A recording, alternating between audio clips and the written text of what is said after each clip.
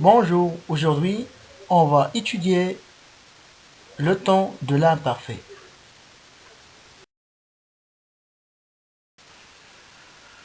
Donc, premièrement, qu'est-ce que ça veut dire l'imparfait, le temps de l'imparfait?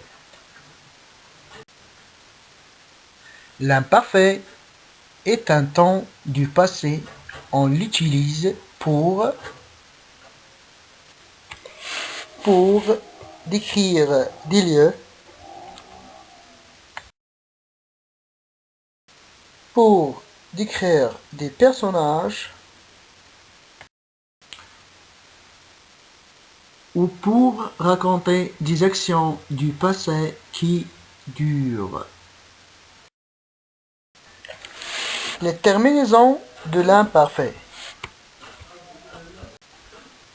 A et S, A et S, A et T, IONS, EEZ, AIENT. C'est-à-dire, pour le pronom personnel, je, on a A et S. Pour le pronom personnel tu,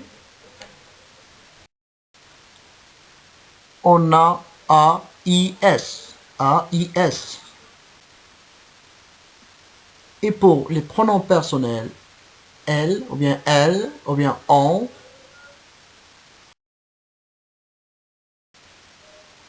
on a AIT.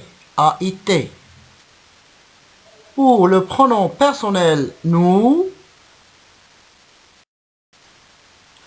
on a IONS. IONS. Et pour le pronom personnel vous, on a IEZ. IEZ. Et pour le dernier pronom personnel, elle,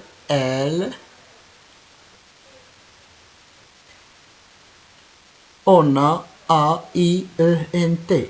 AIENT.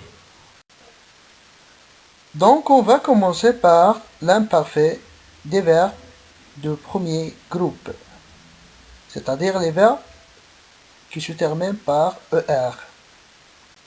Pour conjuguer un verbe de premier groupe à l'imparfait, on a deux choses à faire. La première chose, c'est je supprime la marque de l'infinitif ER. La deuxième chose, c'est j'ajoute les terminaisons de l'imparfait. J'ajoute les terminaisons de l'imparfait, c'est-à-dire AIS, AIS, AIT, IONS, IEZ, AIENT. On prend comme exemple le verbe marcher. C'est un verbe de premier groupe parce qu'il se termine par ER. On dit je. Pour le verbe marcher, je supprime ER et j'écris seulement marche. Et enfin, j'ajoute la terminaison AIS. La même chose pour tu, on écrit tu, marche, et enfin aussi on ajoute AIS, et on lit tu marchais, tu marchais. Elle, ou bien on marche, et on ajoute AIT. Et on prononce elle marchait. Elle marchait. Nous marchions. On ajoute IONS. On dit nous marchions. Vous